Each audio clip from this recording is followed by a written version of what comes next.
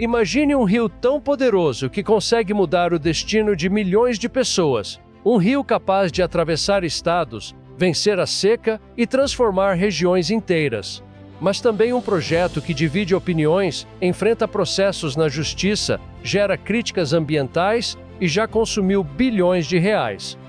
A pergunta é simples: a transposição do Rio São Francisco realmente resolveu o problema da seca no Nordeste? Ou essa gigantesca obra ainda está longe de cumprir tudo o que prometeu? Neste vídeo, você vai descobrir como funciona essa mega estrutura, por onde passa cada litro de água, quais estados foram beneficiados, quais obras ainda estão em construção e por que esse projeto continua sendo um dos maiores desafios da engenharia brasileira. Conhecido como Velho Chico, o Rio São Francisco nasce em Minas Gerais, percorre cerca de 2.800 quilômetros até desaguar entre Alagoas e Sergipe. Durante séculos, ele foi considerado a principal fonte de água do interior brasileiro. Enquanto diversas regiões do Nordeste sofriam com longos períodos de estiagem, o São Francisco mantinha uma vazão relativamente constante. Foi justamente essa diferença que deu origem a uma ideia discutida desde o Império: levar parte da água do São Francisco para regiões extremamente secas. Mas transformar essa ideia em realidade levaria décadas. Quando se fala em transposição do Rio São Francisco, muitas pessoas imaginam que uma grande parte do rio foi desviada para outro lugar. Mas essa imagem está completamente errada. Na realidade, apenas uma pequena parcela da água é captada. Dependendo das condições do rio, essa retirada varia entre aproximadamente 1% e 3% da vazão. Ou seja, mais de 97% das águas continuam seguindo seu caminho natural até a foz, entre os estados de Alagoas e Sergipe. Isso significa que a transposição não retira toda a água do São Francisco. Ela utiliza apenas uma fração considerada suficiente para abastecer regiões que historicamente sofrem com a falta de água. Depois de captada, essa água inicia uma das viagens mais impressionantes da engenharia brasileira. Ela percorre centenas de quilômetros, passando por canais de concreto, túneis escavados em rochas, enormes aquedutos que atravessam rodovias e rios, além de reservatórios estrategicamente distribuídos pelo sertão. Em muitos trechos, a água precisa vencer grandes diferenças de altitude. É justamente aí que entram as gigantescas estações de bombeamento.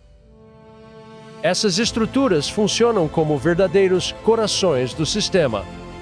Bombas de alta potência empurram milhões de litros de água morro acima para que ela continue sua viagem.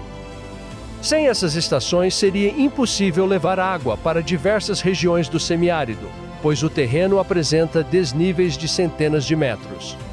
É um desafio semelhante ao de empurrar água montanha acima. Para organizar todo esse sistema, a obra foi dividida em dois grandes eixos.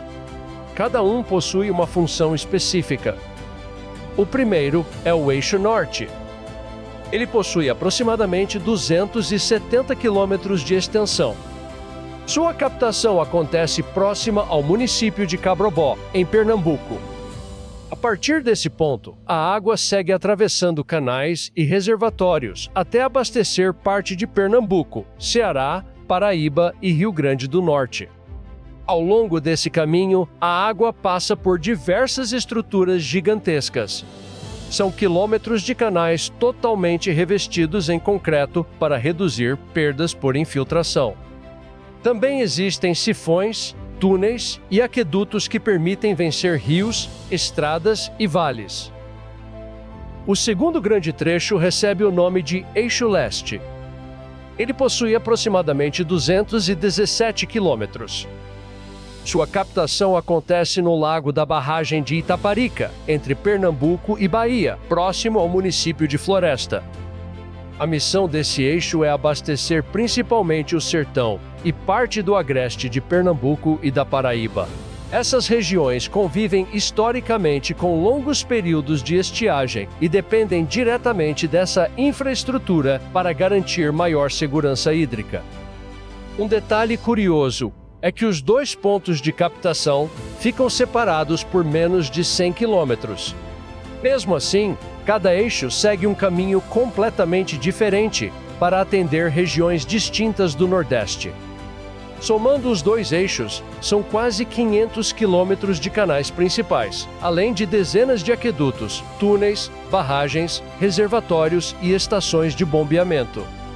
É uma verdadeira rede hídrica construída para transportar água por centenas de quilômetros. Por isso, muitos engenheiros classificam a transposição do Rio São Francisco como uma das maiores obras de infraestrutura hídrica já construídas em toda a América Latina. Mais do que canais de concreto, ela representa uma tentativa de mudar a relação entre milhões de nordestinos e a seca. Depois de muitos anos de obras, grande parte do projeto já está funcionando. O eixo leste foi concluído. O eixo norte também entrou em operação em diversos trechos. Além disso, novas obras continuam ampliando o alcance da transposição, incluindo o ramal do Agreste, em Pernambuco. Outra importante ampliação é a duplicação da capacidade do eixo norte, elevando a vazão para quase 50 metros cúbicos por segundo e beneficiando cerca de 237 municípios e aproximadamente 8 milhões de pessoas. Mesmo com grande parte concluída, a transposição ainda não terminou.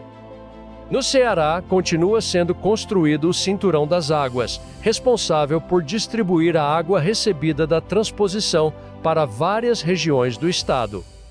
Na Paraíba, continuam as obras das vertentes litorâneas. Em Pernambuco, avança a adutora do Agreste. No Rio Grande do Norte, o sistema Seridó. Todos esses projetos funcionam como uma grande rede de distribuição. Sem eles, a água chega aos canais principais, mas não alcança milhares de moradores. A expansão ainda deve continuar. Entre os projetos estudados estão o Ramal do Piancó, na Paraíba, o Canal do Xingó, em Sergipe, o Canal do Sertão Baiano e o Eixo Oeste, que poderá beneficiar diversas cidades do semiárido do Piauí. Se todos esses projetos forem concluídos, a influência da transposição será muito maior do que é hoje. Apesar da importância da obra, ela nunca foi consenso. Diversos especialistas questionaram impactos ambientais e defenderam a revitalização do próprio Rio São Francisco. Também existem críticas sobre o custo da operação, o uso eficiente da água e os impactos sobre comunidades indígenas e áreas ambientalmente sensíveis. Ao longo dos anos, diversas ações chegaram ao Supremo Tribunal Federal, enquanto órgãos federais mantiveram o projeto em andamento. Mesmo com as críticas, os resultados já aparecem. Diversas cidades passaram a ter abastecimento mais seguro, reservatórios foram recuperados e a população passou a enfrentar menos períodos de desabastecimento. A transposição do Rio São Francisco entrou para a história como uma das maiores obras de infraestrutura hídrica da América Latina. Ela não elimina completamente a seca, mas representa um enorme passo para garantir segurança hídrica a milhões de brasileiros. O desafio agora é concluir todas as obras complementares, revitalizar o Velho Chico e garantir que cada gota de água realmente chegue a quem mais precisa. Porque, no fim das contas, uma obra desse tamanho não é apenas sobre engenharia, é sobre mudar a vida de milhões de pessoas. E eu quero saber sua opinião. A transposição cumpriu o que prometeu ou ainda falta muito para que essa água transforme definitivamente o Nordeste? Deixe sua opinião nos comentários. Inscreva-se no canal O Eixo Estratégico e até o próximo vídeo.